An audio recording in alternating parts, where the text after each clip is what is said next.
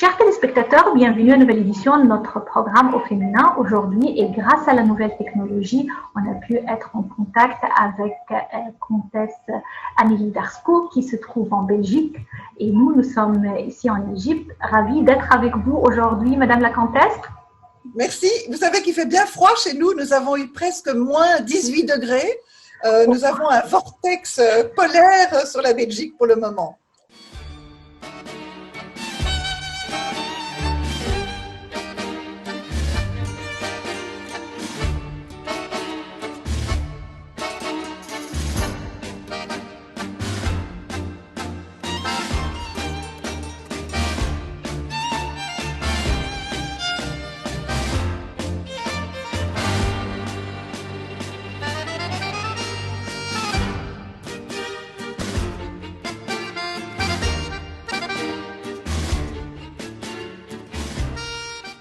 Ici au Caire, il y a le soleil qui brille, qui vraiment rend l'atmosphère très chaleureuse et on espère vous revoir très prochainement en Égypte pour profiter de ce temps magnifique.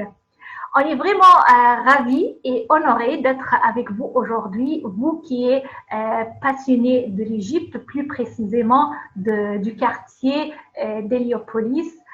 Avec ce quartier, vous avez des liens, vous avez une histoire familiale, vous avez également des recherches et des publications, des livres en ce qui concerne ce quartier. On va parler de tous ces points très intéressants au cours de notre conversation avec vous. Et merci, Madame la comtesse Amélie Darsko, de pouvoir partager avec vous ce parcours et ces facettes de votre vie. C'est moi qui vous remercie. Je suis très honorée d'être l'invitée de Au Féminin de Nil Télévision et très émue parce que j'ai l'impression que mon cœur, grâce à vous, peut voyager jusque chez vous. On commence toujours notre interview avec les souvenirs de l'enfance. C'est une période de la vie de l'être humain qui marque cette vie pour toujours. Je voudrais savoir qu'est-ce que vous retenez de cette partie ou de cette période de votre vie. Alors moi, je viens d'un milieu, comme vous l'avez dit, aristocratique, belge. J'ai la chance d'avoir des parents extrêmement cultivés. Donc, je suis née dans un bain de culture. Nous avions interdiction, quand on était petit, de trop regarder la télévision parce que nous devions nous plonger dans des livres. Il était essentiel pour nous d'avoir à chaque repas un débat, si vous voulez, historique, littéraire, sur les lectures que nous avions eues au cours de la journée. Donc, je me sens extrêmement privilégiée de ce cadeau légué par mes parents qui m'ont donné l'amour, justement, de l'histoire et des recherches historiques.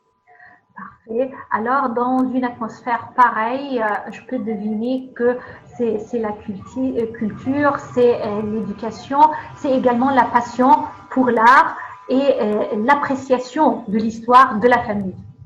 Absolument. Et en fait, rapidement, je me suis intéressée aux origines de la famille. Donc, j'avais mon arrière-grand-mère, qui est donc Eva, comtesse d'Arskot, mais qui était née Nubar. Elle était la fille de Bogos Nubar Pacha.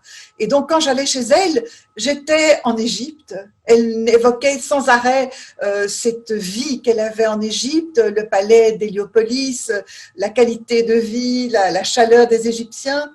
Donc, pour moi, j'avais pas besoin de lire des contes de fées. Je pouvais écouter les histoires familiales qui me faisaient tout à fait rêver. Parfait. Et en grandissant, comment une atmosphère pareille a pu influencer, par exemple, votre choix pour les études supérieures?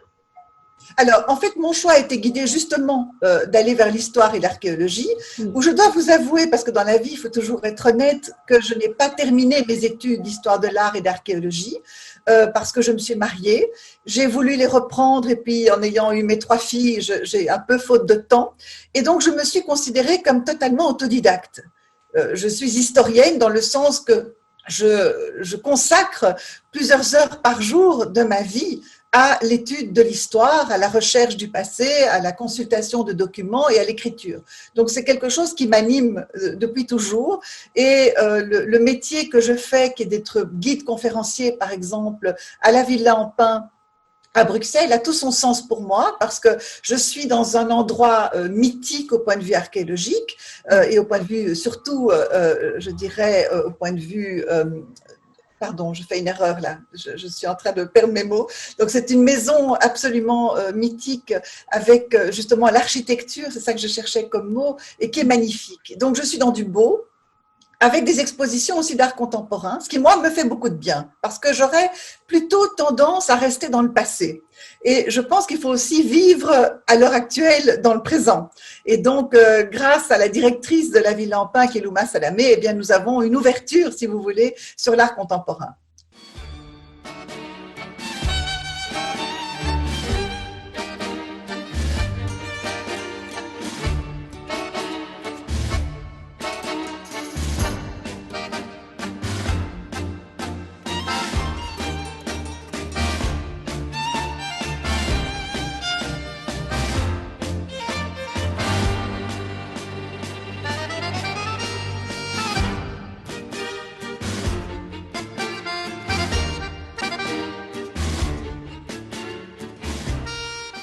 Parfait. Alors, moi, je m'arrête là pour parler de la richesse de connaissances dans votre vie. Ça veut dire que vous aviez un travail basé sur une passion, sur une histoire, guidée par la ligne familiale. Et vous avez dit que ce n'est pas évident qu'une profession ou une passion soit associée à un diplôme. On peut approfondir les connaissances. En fait, ce qu'il y a, c'est que je pense que dans la vie, tout est une question de volonté. Et on a des historiens qui sont autodidactes, qui ne sont pas toujours très bien vus des vrais historiens licenciés en histoire et archéologie, parce qu'on a peut-être une approche plus personnelle également et plus intuitive. On est un peu débarrassé, si vous voulez, de cette recherche précise de dates et de citations de tout ce que l'on dit, et on a plutôt une approche assez humaine.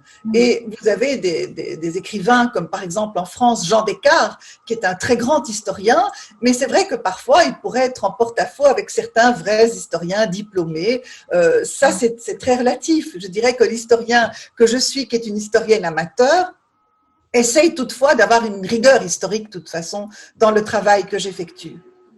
Avant de passer à l'histoire de l'architecture d'Héliopolis, votre dernier livre, également vos visites et vos conférences ici en Égypte, dont j'ai eu l'honneur d'assister à la dernière de ces conférences au Caire, je voudrais parler un peu d'un monde qui est fascinant à la fois et mystérieux pour nous, découvrir le monde de l'aristocratie.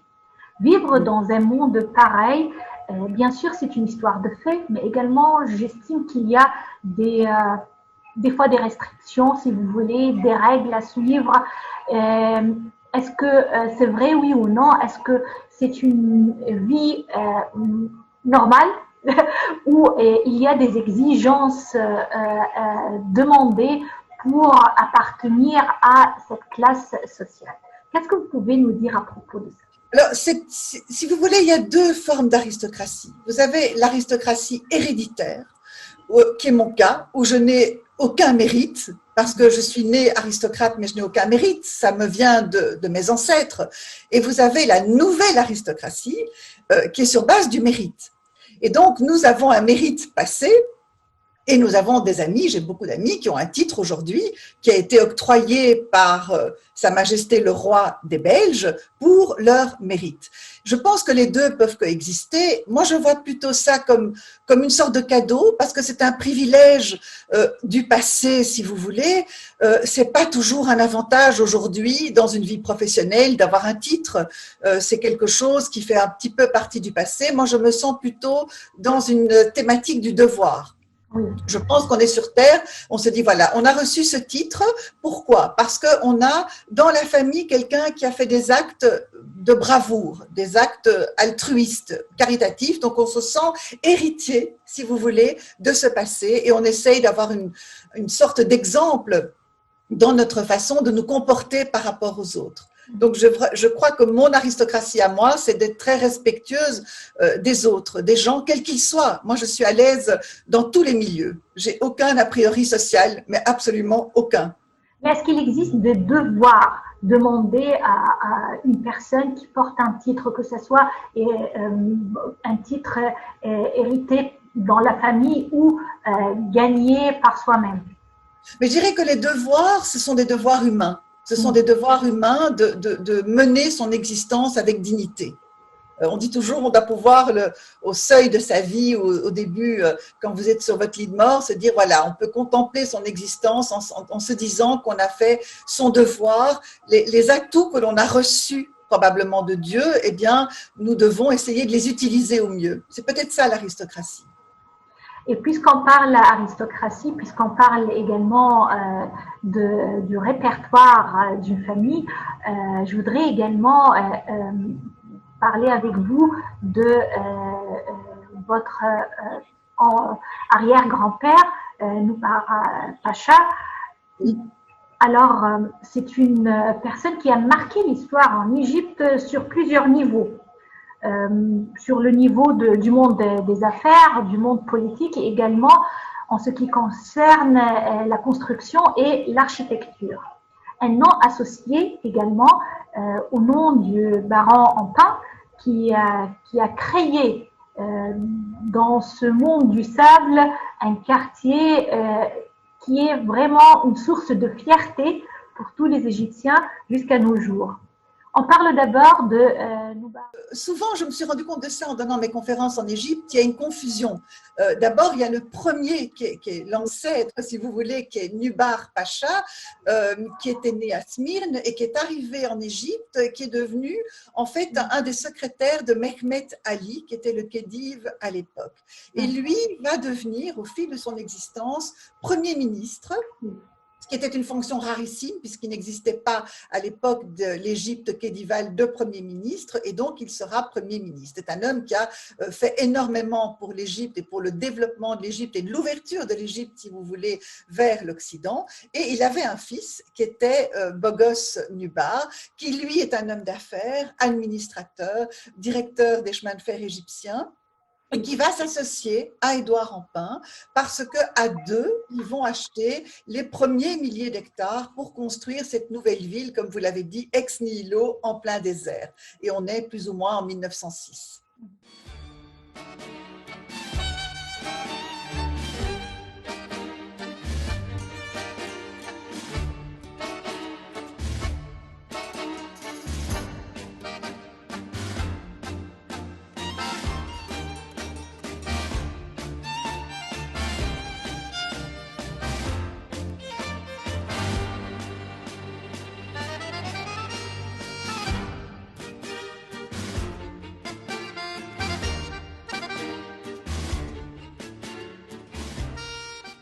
En 1906, il y avait ce plan ambitieux de créer cette utopie, si vous voulez, qui est Héliopolis.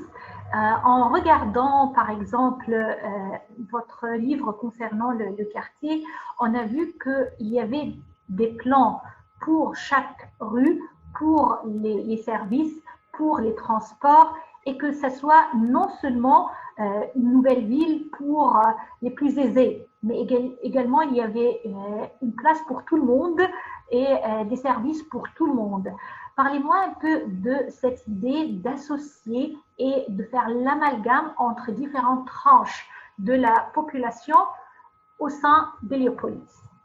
Je dois vous avouer qu'au départ, les deux associés qui étaient Édouard Empin et Bogos Nubar Pacha, ils ont voulu faire une ville, un petit peu de villégiature pour la population aisée du Caire, avec un lunapark, avec un golf, avec un hippodrome. Il y aura plus tard le premier aérodrome d'Afrique qui sera construit. Mais très rapidement, au début de la construction, en 1907, il y a une crise économique internationale qui va les amener à se repositionner et à se dire qu'ils doivent aussi ouvrir Héliopolis, non seulement aux classes aisées de la population, mais à toutes les tranches sociales de la population.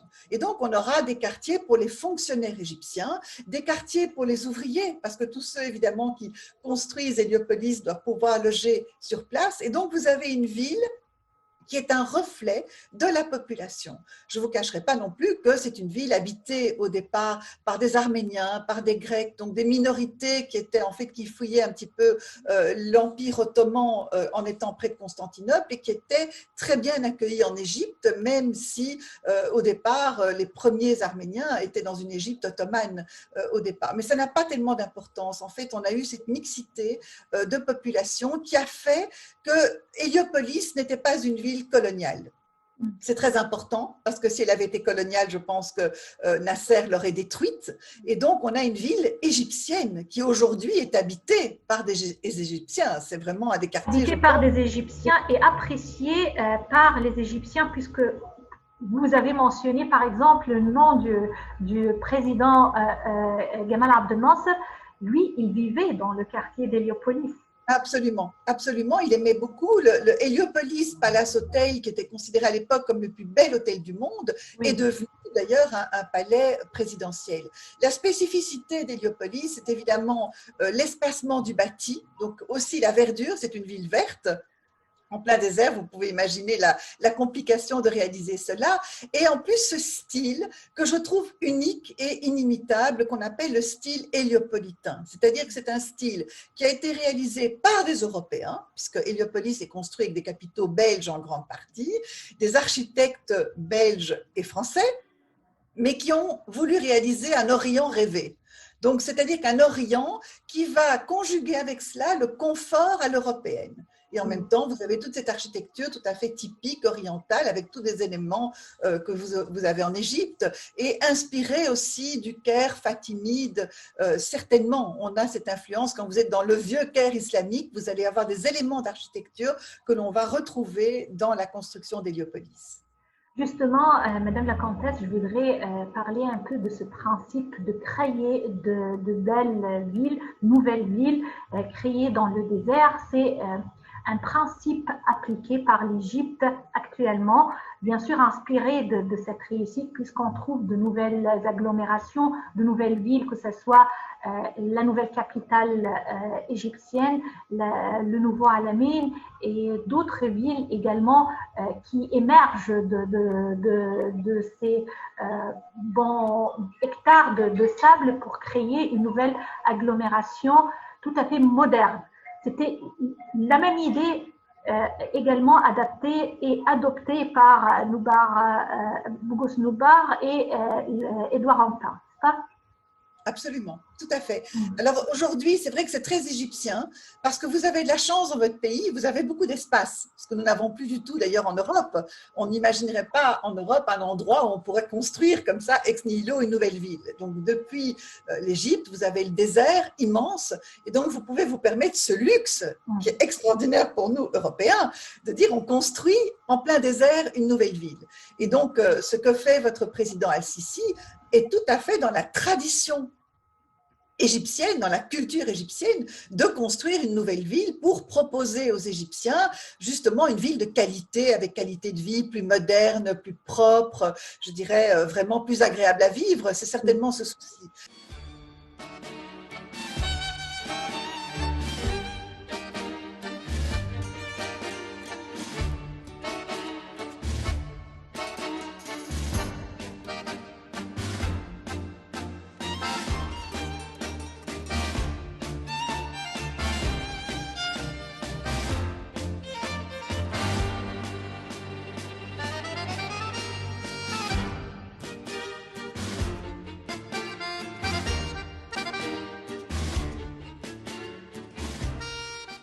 Et si on parle de la restructuration du quartier d'Héliopolis, de la restauration, on doit dire qu'il existe des efforts pour redonner toute ampleur et toute beauté à ce quartier. Parmi ces plans, on doit parler de la restauration du palais d'Antin, ce palais fabuleux qui était vraiment tombé dans la négligence pour plusieurs années. Aujourd'hui, ce palais est restauré, ouvert au public et visité par les Égyptiens qui aiment découvrir l'histoire de ce quartier. Est-ce que vous avez visité le palais après la restauration? Alors, malheureusement pas. En fait, j'ai été plusieurs fois à Héliopolis pendant la restauration du palais. J'ai même pu entrer dans le palais en pleine restauration. Et puis, bien sûr, j'avais été invitée pour l'inauguration. On est tombé en plein Covid. Et malheureusement, l'inauguration s'est faite en très petit comité. Donc, était présent, bien sûr, votre président Al-Sisi, votre remarquable ministre du Tourisme et justement, qui est historique et qui est absolument passionnant. Et notre ambassadeur à l'époque, notre ambassadeur belge à l'époque était Sybille de Cartier. Donc on était en très petit comité. J'ai suivi de près la restauration de ce palais grâce à certains réseaux sociaux où j'ai même défendu, si vous voulez, les restaurateurs égyptiens, parce que certains Égyptiens ne comprenaient pas la couleur qui avait été utilisée pour la restauration du palais, en disant ça ne va pas du tout avec le reste d'Héliopolis. Il faut savoir que la couleur de l'enduit d'Héliopolis est un jaune couleur sable. Or, le palais d'Édouard Rampin est dans une couleur terre de Sienne.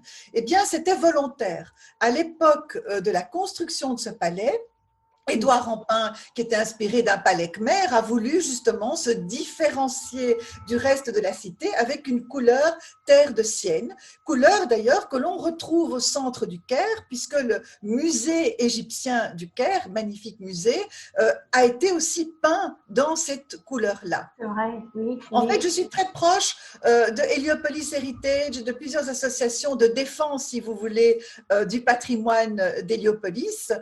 J'étais d'ailleurs très triste quand on a, par exemple, enlevé le tramway.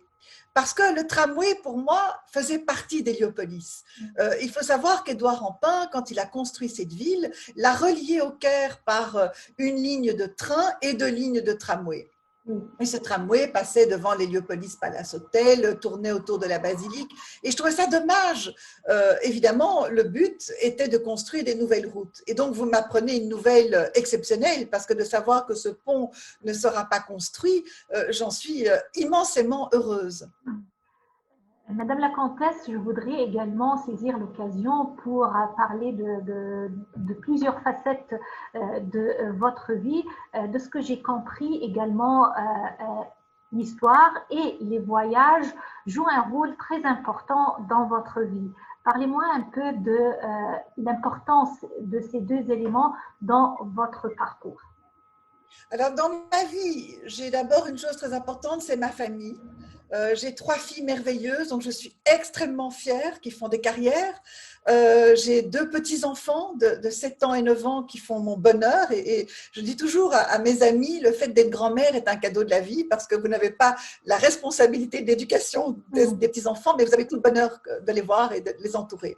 Les voyages ont été pour moi un moteur. C'est vrai que j'ai été, avant le confinement et le Covid, j'ai eu l'opportunité d'aller à Tanger où j'ai pu présenter justement le roman d'Héliopolis. C'était un moment extrêmement important pour moi. De nouveau, le côté oriental que j'aime et d'expliquer justement ces liens, si vous voulez, entre nos deux cultures, entre nos deux religion, parce que Héliopolis, c'est ce symbole. Vous avez les mosquées qui côtoient les églises ou une basilique, et c'est ça que j'adore. Et donc, dans ma démarche de voyage, j'adore évidemment évoquer cette construction d'Héliopolis. Donc, quand je pars, j'ai toujours des exemplaires avec moi. J'ai mon appareil de projection qui me permet d'aller un petit peu partout, donner mes conférences. Mais je ne donne pas des conférences que sur Héliopolis. J'ai beaucoup de sujets historiques. Donc, en fait, j'ai des sujets que j'étudie au cours des années, que je vais donc développer et communiquer par conférence.